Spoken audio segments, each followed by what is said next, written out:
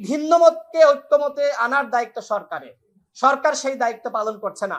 আমি মনে করি যদি নির্বাচন ডিলে হয়, সরকারের এই চোর পুলিশ খেলার মাধ্যমে ডিলে হবে। যদি সংস্কার বাধাগ্রস্ত হয়, সরকারের এই চোর পুলিশ খেলার মাধ্যমে বাধাগ্রস্ত হবে।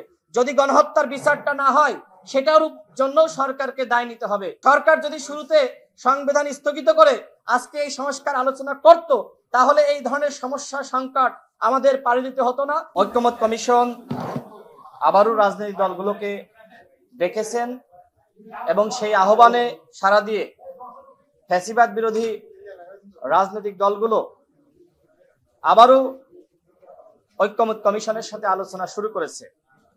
আজকে ঐক্যমত কমিশনের পক্ষ থেকে বিশেষজ্ঞদের সর্বসম্মত চূড়ান্ত অভিমত সেটা আমাদের সামনে তারা উত্থাপন করেছেন।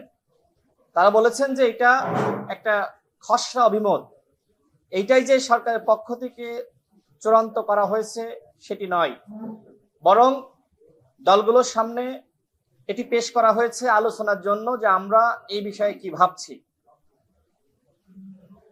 বিশেষজ্ঞরা যেটি বলেছেন যে জুলাই জাতীয় সনদ কনস্টিটিউশন অর্ডারের মাধ্যমে বাস্তবায়ন করার বিষয়ে তারা মত দিয়েছেন। তবে এক্ষেত্রে আবার তারা বলেছেন চূড়ান্ত বাস্তবায়ন করার জন্য গণভোট লাগবে। বাট এখানে আরেকটি লাইন স্পষ্ট করা আছে, যদি আমি একটু ইংরেজিতে বলি, if the CEO receives the assent of the people through a referendum, অর্থাৎ গণভোটের মাধ্যমে যদি জনগণ এটাকে রিসিভ করে, তাহলেই শুধুমাত্র জুলাই জাতীয় সনদ গৃহীত হবে। এখন আমার প্রশ্ন হলো, যদি জনগণ এটাকে রিসিভ না করে, মনে করেন যে জনগণ এই জুলাই জাতীয় সনদের বিপক্ষে ভোট দিল, সেক্ষেত্রে কি হবে? আমরা জানি যে আগামী নির্বাচনে আওয়ামী লীগ বা তাদের দোসররা হয়তো অংশ নিতে পারবে না, কিন্তু যারা আওয়ামী লীগকে ভোট দিয়েছে, যারা এই সরকারকে মানে না, যারা জুলাই জাতীয় সনদকে মানে না, তারা কি করবে? তারা অবশ্যই ভোট কেন্দ্রে গিয়ে এই সনদের বিপক্ষে ভোট দিবে। আবার মনে করেন যে ঐক্যমত কমিশনে যারা আসলে সংস্কারের কিছুটা বিপক্ষে বা এখনই বাস্তবায়িত হোক সেটা চাচ্ছে না, তারা কোন দিকে ভোট দিবে? সব মিলিয়ে এই জুলাই জাতীয় সনদ তারা যে পদ্ধতি আমাদের সামনে উত্থাপন করেছে, এই পদ্ধতির মাধ্যমে বাস্তবায়ন করা কঠিন।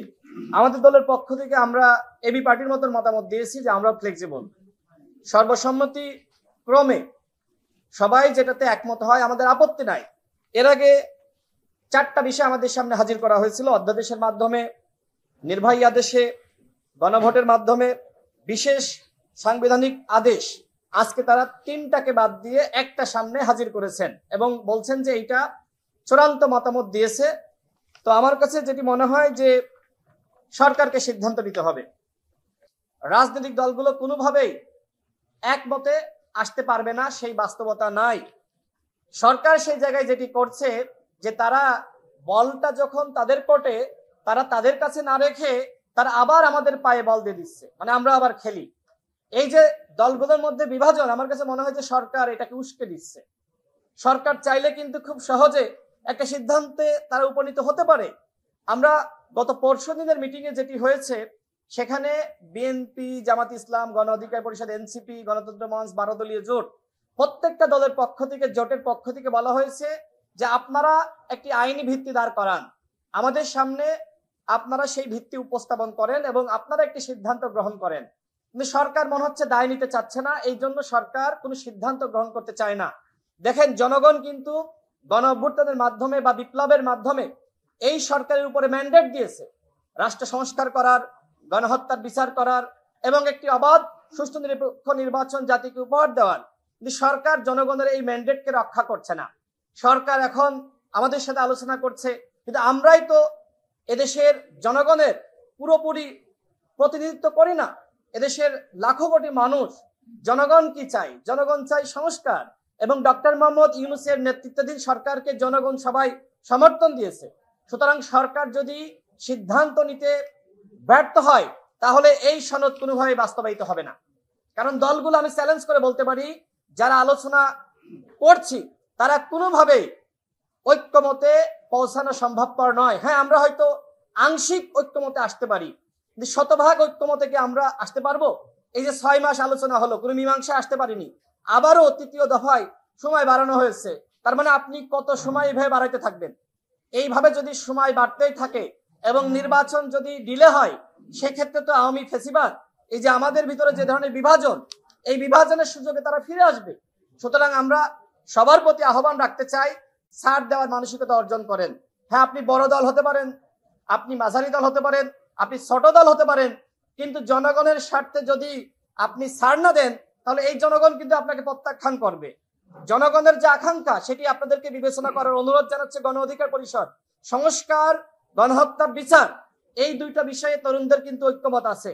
এবং তরুণরা এবং যারা রাজনৈতিক দলগুলো, আমার কাছে মনে হয়েছে যে সংস্কার চায় না এরকম কোনো দল নাই, কিন্তু এই সংস্কারের প্রক্রিয়া নিয়ে ভিন্নমত রয়েছে। এই ভিন্নমতকে ঐক্যমতে আনার দায়িত্ব সরকারের। সরকার সেই দায়িত্ব পালন করছে না। আমি মনে করি যদি নির্বাচন ডিলে হয়, সরকারের এই চোর পুলিশ খেলার মাধ্যমে ডিলে হবে। যদি সংস্কার বাধাগ্রস্ত হয়, সরকারের এই চোর পুলিশ খেলার মাধ্যমে বাধাগ্রস্ত হবে। যদি গণহত্যার বিচারটা না হয়, সেটার জন্য সরকারকে দায় নিতে হবে। এখন সবকিছু সরকারের হাতে, চূড়ান্ত সিদ্ধান্ত সরকারকে নিতে হবে। সরকার যদি সিদ্ধান্ত নিতে ব্যর্থ হয়, তাহলে এই গণঅভ্যুত্থান ব্যাহত হবে, ব্যর্থ হবে। ইতিমধ্যে আপনারা দেখতেছেন যে আমাদের এই বিভাজনের সুযোগে আওয়ামী লীগের মিছিল ডে বাই ডে বড় হচ্ছে।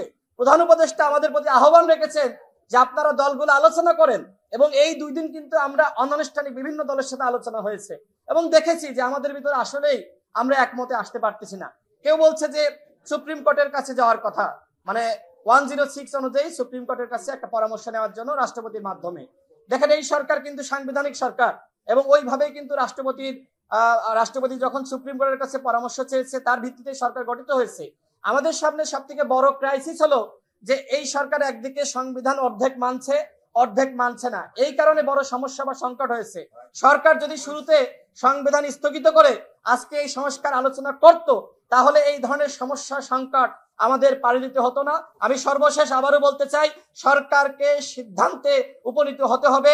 সরকার যদি তার বল আমাদের পায়ে দিয়ে দেয়, আমরা বিভিন্ন দিকে আমরা লাথি দিতে থাকবো, শেষমেশ কিন্তু গোল হবে না। সুতরাং এই মুহূর্তে গোল দেওয়ার দায়িত্ব সরকারকে সিদ্ধান্ত নিতে হবে। ধন্যবাদ সকলকে।